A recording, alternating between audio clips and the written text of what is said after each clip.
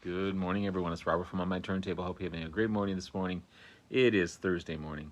As always, a coffee kind of morning. Hope everyone's doing well. Had a great time last weekend ranking the 19 studio albums of one of my favorite bands, Rush. Today I'm going to take on a challenge and show my top 20 Rush songs.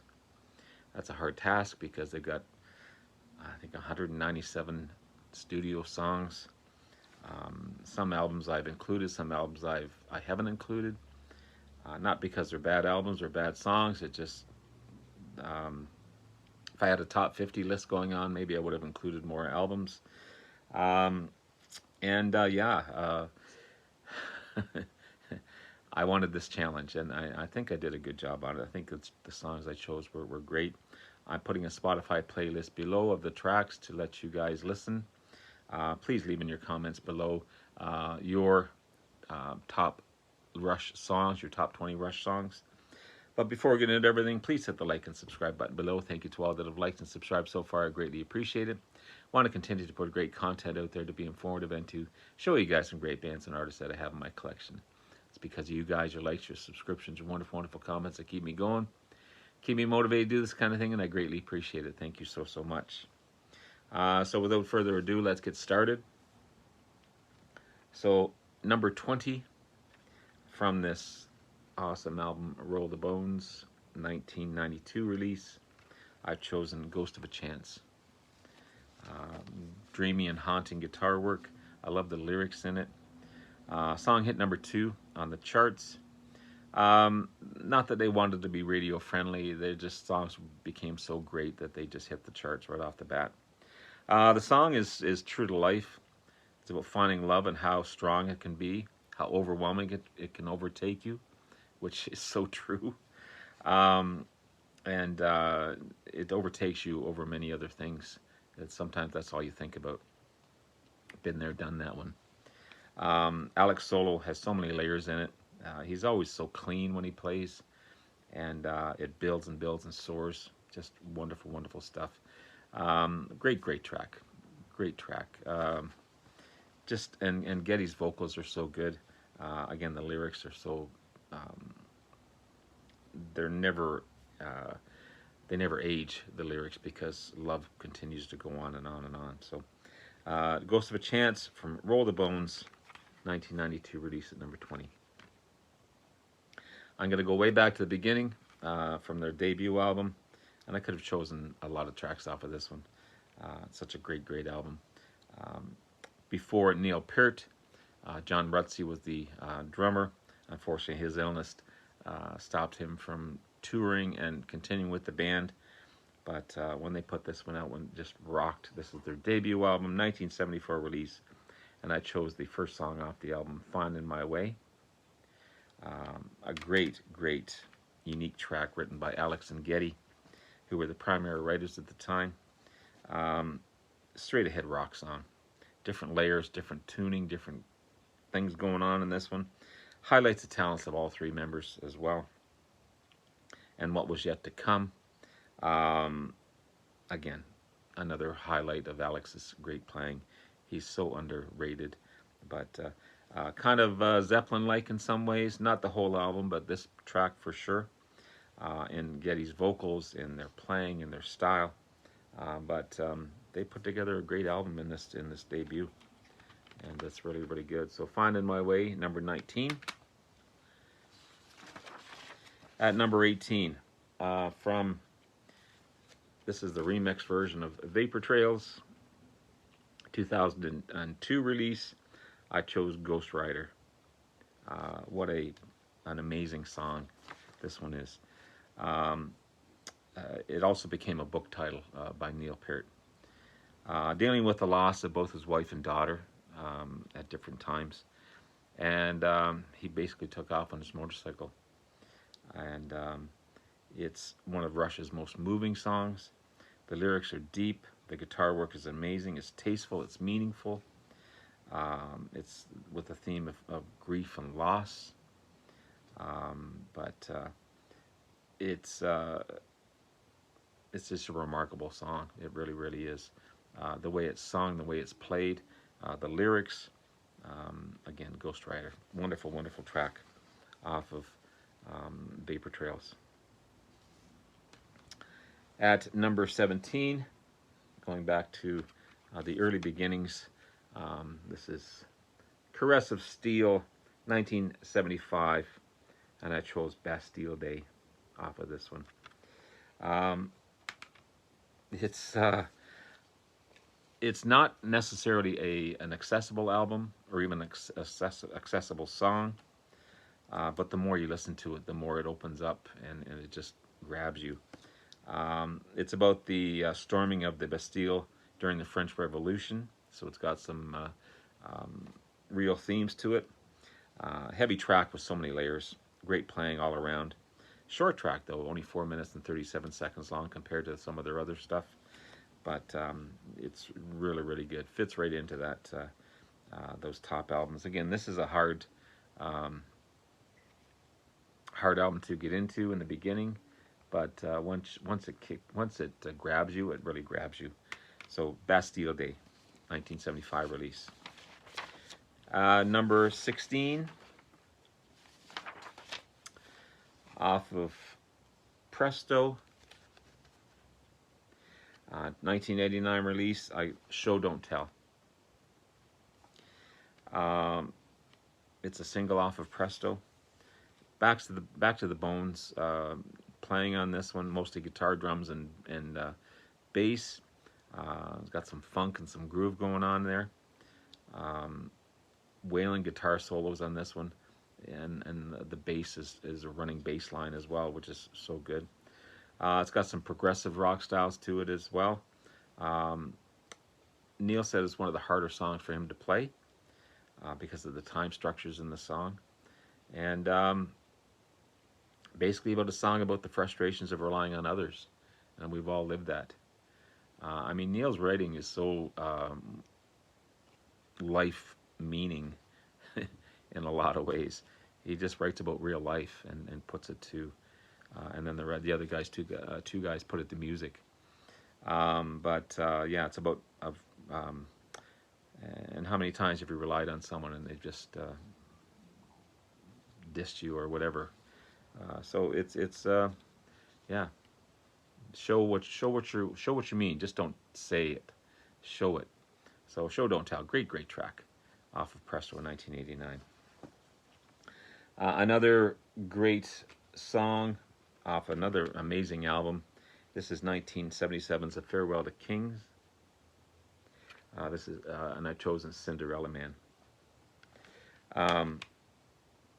Kind of an acoustic as well as melodic track.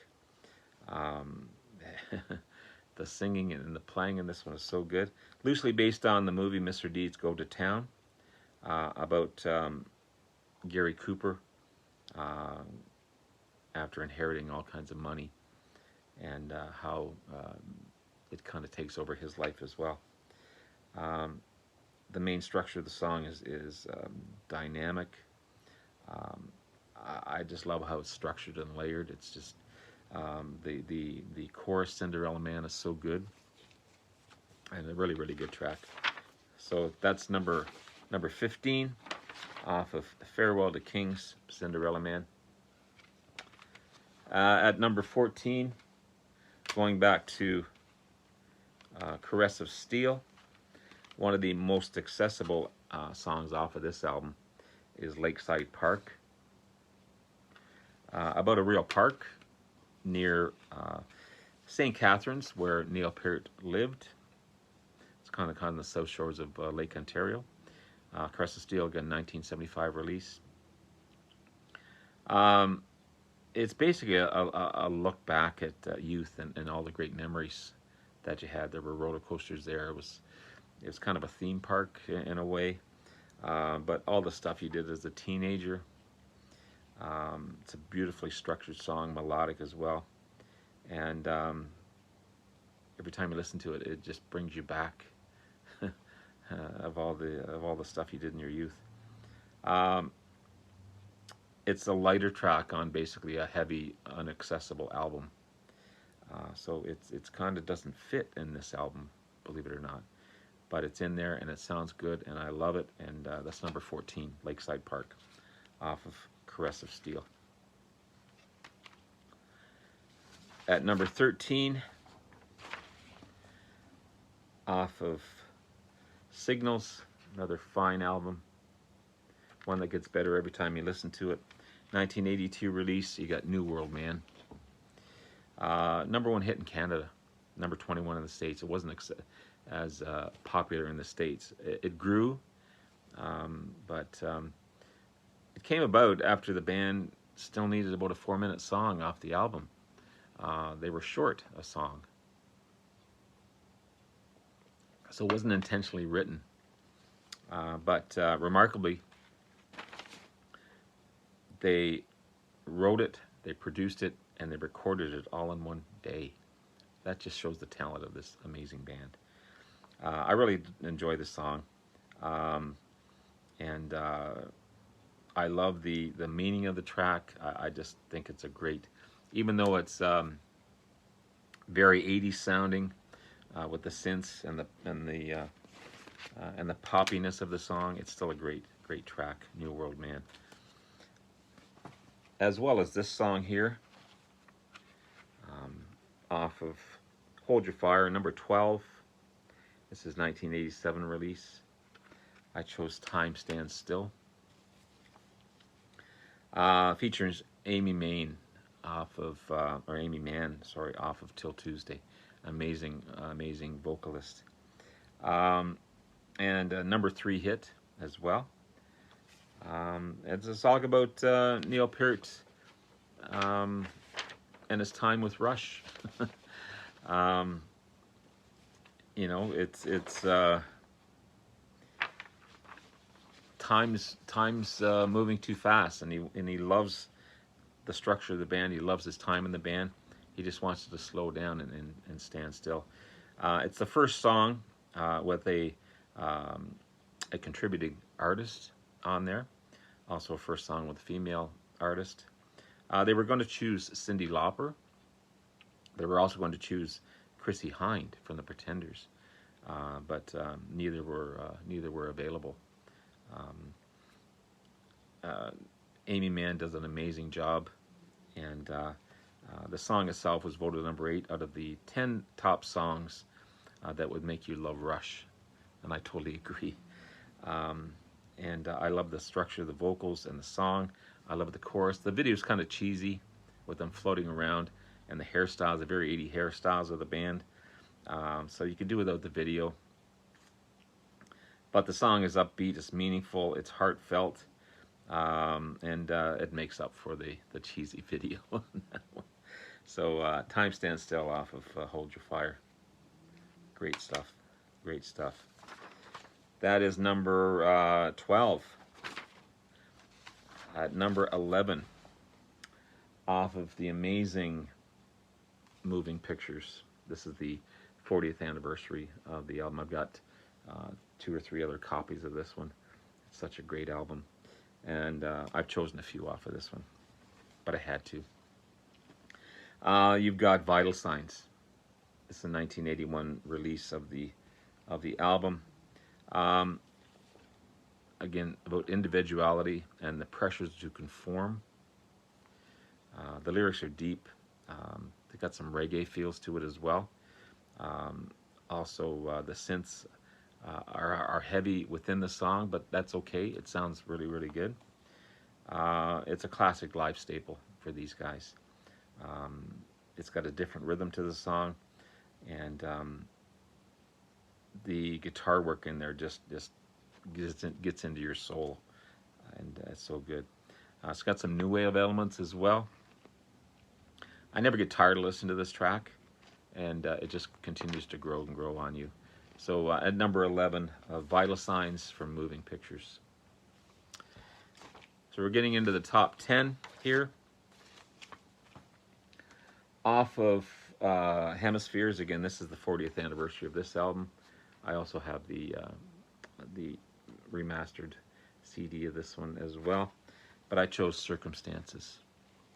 1978 release. Um, Loosely based on Neil Peart's trip to England before he was in the band, and how disillusioned he was by the whole thing. He went there searching and seeking something that just never occurred. And it's got a few French lyrics in it, which is a first for the band as well. And it's really in-your-face song with a nice melodic break to it. The more things change, the more they stay the same. That's one of the highlights of the lyrics in there, and that's kind of true in some ways. Things change all the time, but a lot of things just stay the same. So Circumstances, great track. Number 10, 1978 Hemispheres. From A Farewell to Kings. Where is it here? Do I have it here? That's Hemispheres. A Farewell to Kings. I think it's back over here. Here we go. Off of A Farewell to Kings, 1977 release, I chose Xanadu. It features each member of the band playing instruments they've never played before. Neil Peart plays a lot of bells and chimes, which is cool. Geddy plays a double neck bass. Neil plays a Moog Tavares, I think it's called, which is a bass pedal synthesizer. And the structure of the song is dramatic, and it's highlighted again by the strength of each player. The live version of this is amazing, but I'm focusing on the studio albums and the songs. It's got the appropriate use of synthesizers. Kind of gives it a mythical adventure to the song. And I kind of have this tied with Circumstances. So I cheated a little bit. So I got Circumstances and Xanadu tied at number 10. I had to. So I got a tie going on here. So Circumstances from Hemispheres 1978 and Xanadu from A Farewell to Kings in 1977 are a tie. And from number 9, or at number 9, sorry, Fly By Night, the title track off this amazing album, 1975 release. It's a perfect classic rock song. What can I say? Again, getting back to that Neil Peart's first trip away when he was 18 to England. It's been used on TV shows like Degrassi High, Supernatural. It's in a commercial for the Perrot, the Volkswagen Perrot. It's a great melodic track, really well structured song and played well. Amazing lead by Alex, and it's got some great riffs to it. It's got some great playing and drumming. Geddy sounds amazing on this one. Number 9, the title track off of this amazing album. At number 8, getting back to the debut album again, I couldn't have a top 20 without Working Man. The last track off of this one, at 7 minutes and 10 seconds long. Probably 5 minutes of that, a guitar solo by Alex. If you don't think he's a good guitar player, listen to Working Man. Pardon me. Went down the wrong way.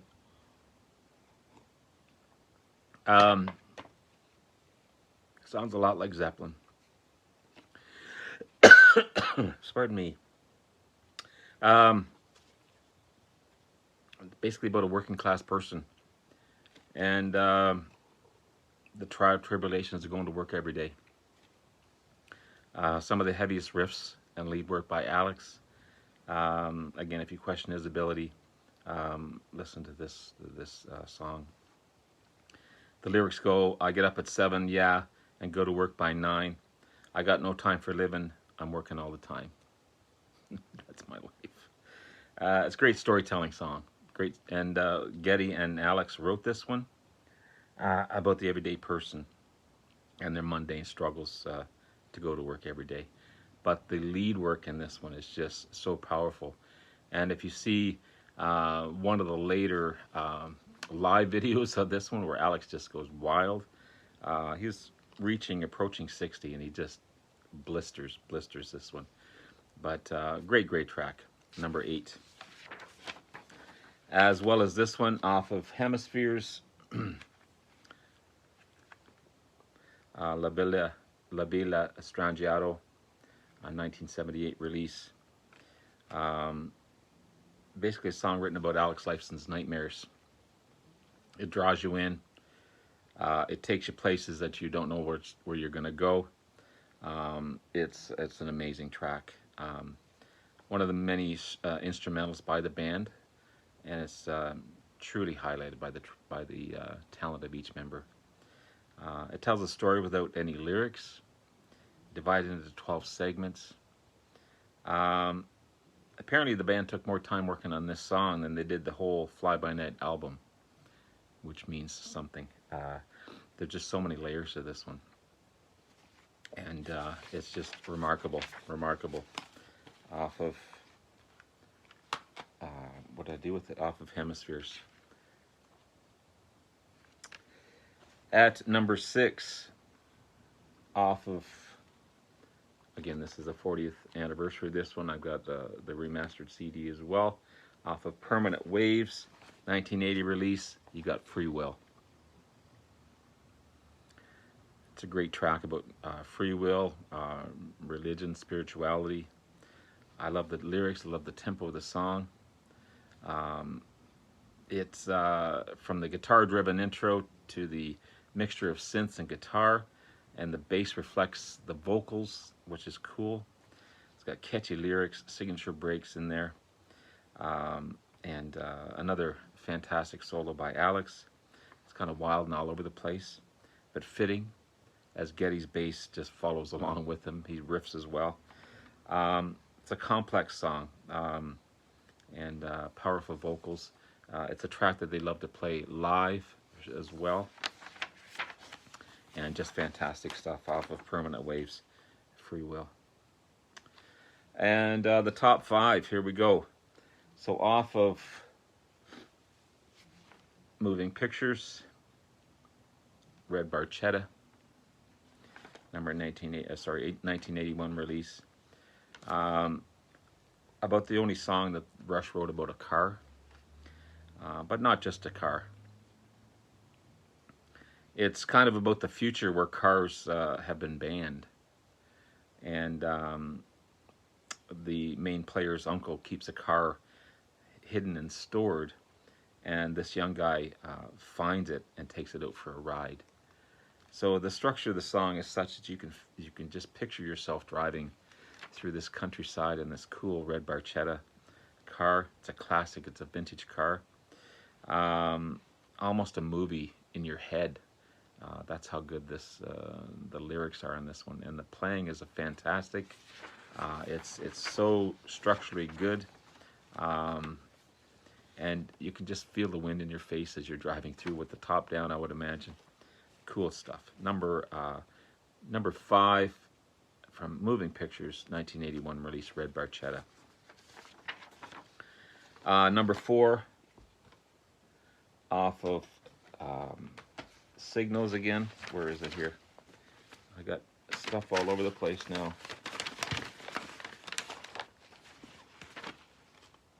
Off of Signals, Subdivisions, 1982 release. It's a heavily synthesized song, but lyrically one of Neil's best. It's also it's a remarkable song. It's about the Monday life in a subdivision, and basically, if you don't conform, you're cast out. In high school, in bars, in any form of life, and you're living in this cookie-cutting place of a subdivision. One of Rush's top 5 songs that were included in the Songwriters Hall of Fame. So the writing in this is just remarkable. The word Subdivisions is spoken by Neil, but lip-synced by Alex in concert, which is kind of cool as well. But yeah, an amazing, amazing song. Lyrically, it's just, again, tells you that story of real life. And if you've ever lived in a subdivision, you understand that life, where things again there are the same but different. And if you go to if you're in high school, if you don't fit in, then you're an outcast. Still happens today, I'm sure. But yeah, just a remarkable life song. Off of Permanent Waves, number 3, Spirit of Radio. The Spirit of Radio, just an amazing song. 1980 release. It's about Neil's love for the radio and also his angst against the music business. Great solo opening by Alex to start off the song, and one of the best known songs as well. And they continued to play that until they retired, basically, in their concert. The radio station CFNY FM, Toronto independent station, was an inspiration for this song. And the band enjoyed playing this song every time because for love of the radio, but they hated the business. So it's a great number 3 track off of this amazing album, Permanent Waves, Spirit of Radio. At number 2, off of Moving Pictures, Limelight. Moving Pictures was such a fantastic album. 1981 release. The classic opening riffs, heavy drumming as well.